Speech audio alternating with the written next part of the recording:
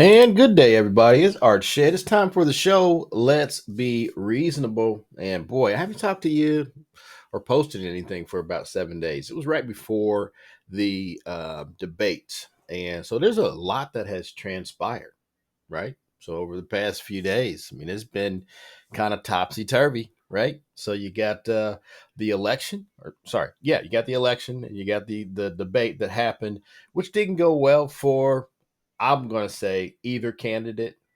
To me, it just shows that America is running a bunch of old guys for office, right?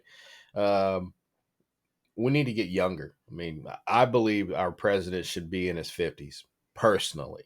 Right. That's not to say that you can't have older presidents because we have. However, I think the best number is in his 50s. So, and we obviously don't have that. You got one guy that's 78, the other guy's 81. All right. So that happened. Obviously, it wasn't a great performance by Joe Biden. And it was, I got to tell you, I mean, in my opinion, right, which really doesn't matter to anybody, right? It's just me. In my opinion, it was a horrible debate for him. But here's what I will say: horrible debate for a sitting president. Historically, everyone has probably said it. Pundits have said it. I know it to be true that in most cases, the sitting president doesn't do well in the first debate. Reagan didn't do well. Bush didn't do well. Remember him looking at his watch. Um, Clinton didn't do well.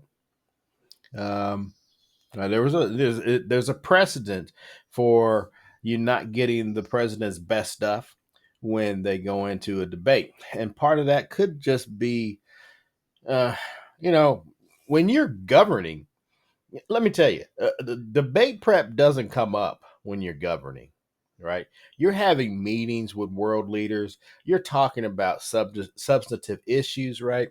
You're not there to debate, the finer points of uh, Obamacare, right? You're not there to do that. So the debate thing is a show for the American people. Beyond that, it really isn't worth much. So don't put too much stock in it. However, I will tell you, as soon as I say don't put too much stock in it, I'm here to tell you that America, we like instant stuff, right? So, I mean, we like instant oats, we like instant coffee, and as we like things right now, and when we don't see it the way we want it, uh, we're very judgmental. Okay, but once you get beyond the debate and you start looking at the issue of governing, in my mind's eye, right, there are a few things that pop out at me. I look at the people that surround Joe Biden. Let's say Kamala Harris, the defense team, the intelligence establishment. There are names there, and there are people there that I believe that will give the president the best assessment possible, and provide him the roadmap to making the right decision. Okay. When I look at that issue on the other side, when we look at Donald Trump, I don't see him surrounding himself with the best people. I see him surrounding himself with people who are going to tell him what he wants to hear. Okay. And that I have a problem with. So I would still be in the camp of Joe Biden and the Democrats in this case. And remember, I'm an independent. Uh, Still in that camp because I just see more institutional structure there than I do with Donald Trump. So that's one issue. All right. Now, let's assume, and I'll just stick with the debate and fall out from the debate. Let's assume that you decide that you want to replace Joe Biden. All right. Obviously, the successor would be Kamala Harris, right? But she's not, actually, she's less popular than Joe Biden. So that's not a good matchup, in the I guess you would say, the parlance of getting elected in 2024. Right? That's not good. So if you can't go with Kamala Harris, then you're looking at, I believe, an open convention.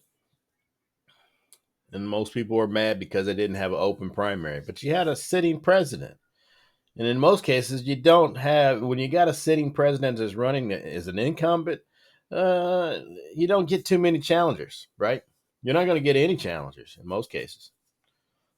All right. So it's not uncommon that it was a closed primary, but highly could possibly be the case that you get an open convention. And if you get an open convention, I mean, I got to tell you, I had to I've watched every episode of The West Wing, right? So I had to go back to season 6, the end of season 6 and season 7, and watch it all over again. So, and just remind people, if you're relating this to the show, they had an um, open convention, and they had an open convention. They had like uh, the vice president, who was Hoynes at the time, and then there was Vice President Russell, and then there was Santos. I can't remember it was Jimmy Santos. I know it was Jimmy Smith as the character, but I can't remember his name. Um, and the Republicans were running a guy named I think it was named Arnold uh, Vinnick. Yeah, played by Alan Alda. My point is this: they had an open convention, and there were several rounds or several ballot rounds. But at the end of it, I think it was during the third or the fourth ballot, Santos, the Hispanic guy, gets the nod, and he becomes the presidential uh, candidate running against Arnold Vinnick, right? And the Vinnick character, guess what? He came from California, had a lot of horsepower. Highly unlikely that he loses his state, but the Santos character was from Texas, also another state with a lot of horsepower. Um, so you had the story of youth versus age that played out during that race.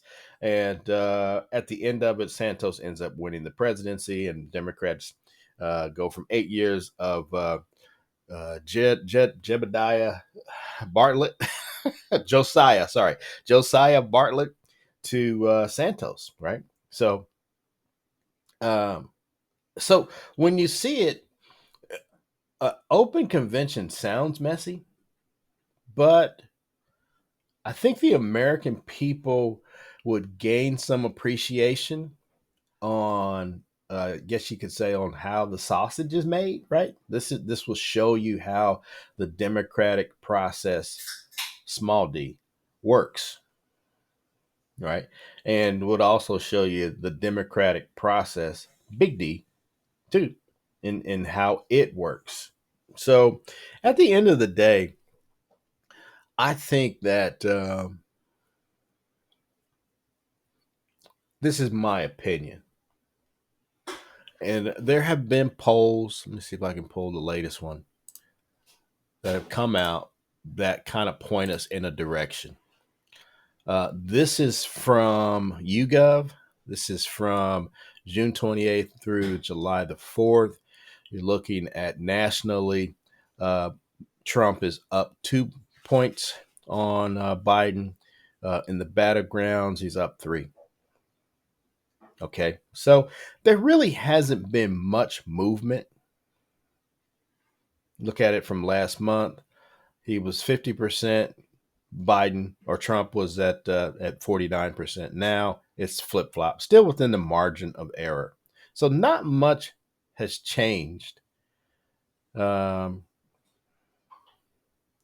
Look at registered voters. Republicans are they're excited about getting back into office. This I'm not surprised about, because the party in power, it's kind of hard to get people to show up for the party that's in power. In this case, I mean, everybody talks about, the existential threat to democracy and all the rest of it, which you could say, yeah, it's probably true. However, I think that on the other side of it, we still survive. But that's just my opinion. It doesn't mean that I don't look at it. And you might say, when you at first blush, you look at it and you're like, man, this is crazy. Right. But at the end of the day, I'm pretty sure that democracy survives. So, and again, and this is this broadcast. This is the third. So the 4th of July is tomorrow. So I'll say it now. Happy 4th of July if I don't say it at the end. But again, I'm not surprised that 81% are, definitely voting. The independent number, actually, I think that's a little high, if I'm not mistaken. Okay. America's choice for president, 44% say Trump, 40% say Biden, 11% say Kennedy, 3 Jill Stein, and Cornel West. You know, so I mean, look, that's the polling. All right. Uh, I know, and it just came out. I do believe it was yesterday or maybe last night. Remember, today is the 3rd of July, but it showed Joe Biden, and this is a problem. Okay, so this was in, I think, New Hampshire. Remember, I think New Hampshire, Biden won by like 7 points. In New Hampshire, I think it's Trump +2 right now. So that's a problem. So this is the third, right?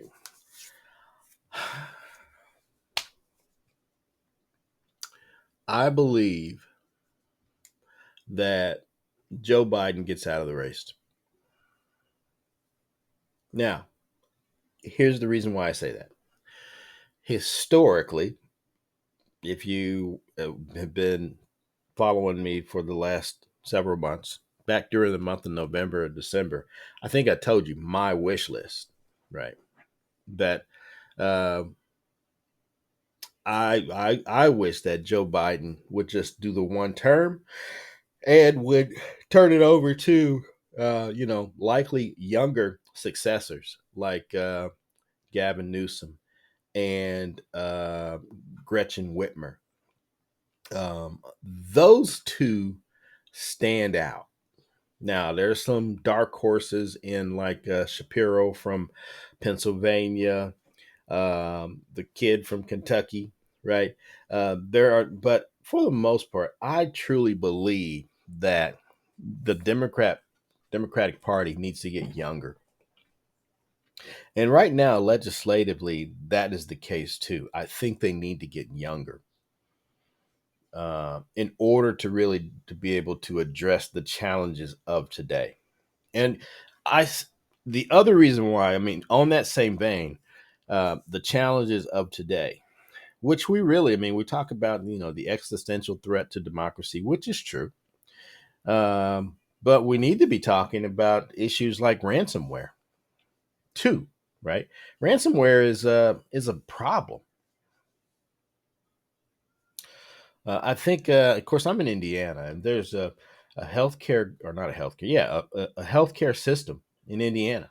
I won't name any names, but I think that they are still sorting out the damage from a ransomware attack, and they've been dealing with this since I do believe December of last year. And here we are, July. So major problems. Ransomware is. I would also tell you that calls coming in from overseas by third party callers from India and from Pakistan and Bangladesh and wherever else, right? The Central American countries and the rest. I know that it's third party marketing groups. Uh, they figured out a way in order to get around the do not call list, right? And they know Congress doesn't work, so there won't be any legislation. Um, and they probably, I mean, third party marketing, guess what? Marketing has uh, good horsepower when it comes to lobbying in Washington. So they're getting their way, but it definitely is an annoyance to the American people. That's an issue that matters. This particular Congress and its age, I don't know, quite frankly, if they truly understand that issue. And there are a ton of other issues that I don't think that they truly understand.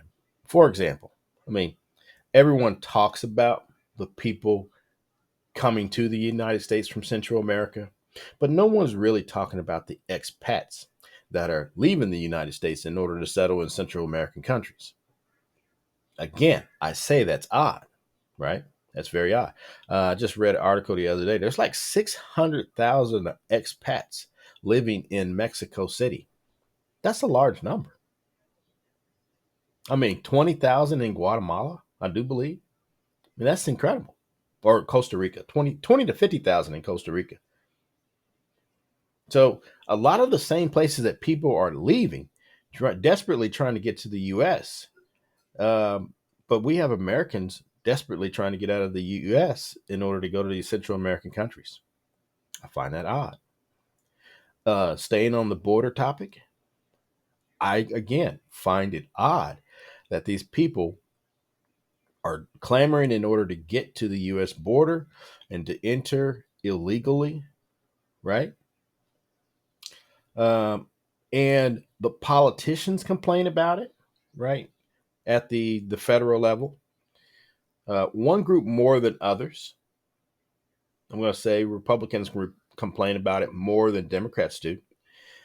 Um, State governments complain about it. You know, all these migrants making their way.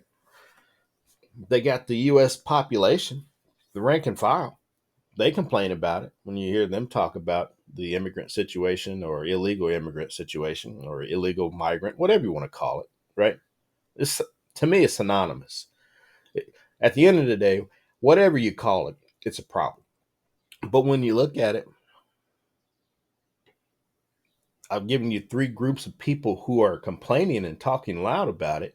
But I look at the one group of people who aren't saying diddly poo about it. And that, ladies and gentlemen, is American businesses. You know, Trump made the claim that these migrants, some 16, 18 million of them are coming over and taking black jobs. I don't even know what that means, right? But obviously, if it's a black job, it must be some type of menial labor. I guess that's what he's trying to say. It says more about Trump than it does about, you know, the jobs, right? How he wishes. Anyway, my point is they're coming in, they're getting jobs. So you have to ask yourself a question. Why is it that Congress isn't talking about this issue? And in particular, why aren't Democrats talking about this issue? How is it that they're getting jobs, right? In this particular environment where no one else, I mean, everybody says that they don't want them. I find that to be a little odd. So it's these types of issues, right, that I look at and say, you know what, we need to be doing more here, focusing our attention on, you know, some of the pocketbook matters that matter for the American people, as opposed to a lot of the existential threats that you know that we talk about when it comes to uh, what's happening here in the state. Not to say that the existential things aren't happening, because they are. But if you really want to deal with them, I think you need to get a little younger, because it's going to take a younger group of people in order to solve these challenges, right? And that we need to have better messaging on the topics that matter to the American people. It's the bottom line. So, Democrats need to get younger. I'd say Republicans need to get younger too, right? So, and like I said, I mean, at the end of the day, I think that you see slippage in Rhode Island. You start seeing slippage in, let's say, staples for the Democrat Party, like New Mexico and California and places like that. You start seeing slippage. I think I'd say today is the third. Give it 7 to 10 days, and Biden will probably be exiting the race. And I'm going to say it will be reluctantly, but I think that he'll do it for the good of the party and ultimately the good of the American people, because this will definitely present that argument. Remember I'll go back to the West Wing. You had the Arnold Vinnick character Republican who was older, right? And you had this young, exciting uh, mayor who became a three-term congressman, Santos from Texas, right? Who um, is there in order to save the country, right? In order to carry on the Josiah Bartlett legacy, a younger generation. And man, they were talking about things that you got to say to yourself, we should be talking about now. I mean, we should have greater ties with Central American countries. CAFTA, I mean, it's a shell of an agreement. CAFTA is like NAFTA for Central American countries. It's a shell of an agreement. We need to have deeper ties. So instead of kicking these countries and overturning governments and all the other stuff that we do, right? We need to be working with them in order to create the climate that guys like Milton Friedman said that we needed for the 21st century. And that's the supply side economic guy that's saying that. And I got to tell you, I've never been much of a fan of supply side economics, but I'm here to tell you, at least I understand it. And so, but when you think about it, we're behind the power curve, probably some 20 years behind the power curve, and it's showing up in how people see their wages. And you see, you know what? When it comes to wages and it comes to inflation and all the rest, I'm here to tell you, there are more people today complaining about inflation, but you're complaining about inflation because your wages have been flat for so long. And you get a wage bump after or during COVID, right? But it pales in comparison to the inflation and the inflationary prices that you're paying for goods and services. I'm here to tell you the issue of inflation has always been there for the lower class of Americans. It's just reaching a point where it is graduating higher and greater, affecting and impacting the pocketbooks of middle class Americans who are already under an extreme amount of stress and taxes. Anybody who is deserving of a tax cut, it's the middle class. I've said this. I've wrote the president and said I think taxes for the middle class should be zero, even if it's just something that sunsets over 4 years. It should be zero because they've been carrying the water for the past 40 plus years. And yet we're cutting regulation, which I don't have a problem with cutting nonsensical regulation, right? But I do have a problem with this. I'm cutting regulations and I'm cutting taxes for the business class and for billionaires and millionaires, right? Where at the same time, even during the pandemic, even during the Great Recession and before, business have been sitting on stacks and stacks and stacks of cash. So, I mean, go figure. Doesn't make any sense. But anyway, I'm talking about Joe Biden, and I'm just trying to bring this back because it's 20 minutes in, and I'm getting a little long in the tooth. I'm talking about Joe Biden and the election. I do believe he exits the race, and it will be better for the Democrat Party. It may look as if they will be in disarray. However, again, this is how the sausage is made, and I think the American people as a whole will gain an appreciation as to how it all works. So I know right now, as I'm writing, as I am doing this video, I know right now, uh, the Newsom team, they're putting their feelers out. Gretchen Whitmer is on a book. She's on a book tour, right? but they got their feelers out too. Shapiro got his feelers out. There are plenty of Kamala Harris. She's got her feelers out. They're looking at what's the possibility of this being a brokered convention. And they know that it has grown exponentially over the past 7 days. So, guess who they're talking to?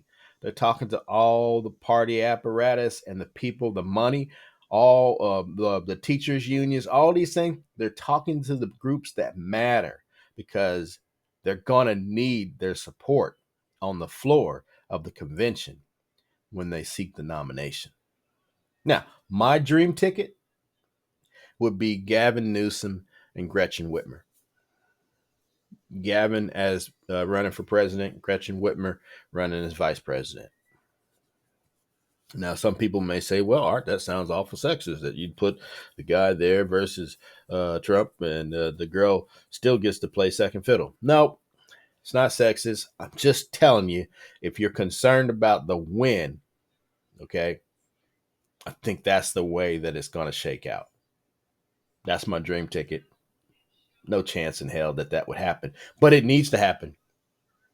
That would be the one that you need to, that one needs to happen. Anyway, look, folks, I got more to talk about. So I'll probably do some other videos toward the middle of the day, but we have to talk about Trump's immunity. That's an issue. We also have to talk about what's going on the world stage. I mean, if you really look around the world, I mean, it's just not here in America. There's so much happening all over that you can look at and say, man, everything is just they're upsetting the apple cart all around the world. What's happening, right? But I'm here to tell you, fear not. At the end of the day, this all works out. And I will also tell you that the game goes to the group that's most determined. And right now, that looks like it's the Republican Party. But a contentious and raucous convention could do wonders for the Democratic Party.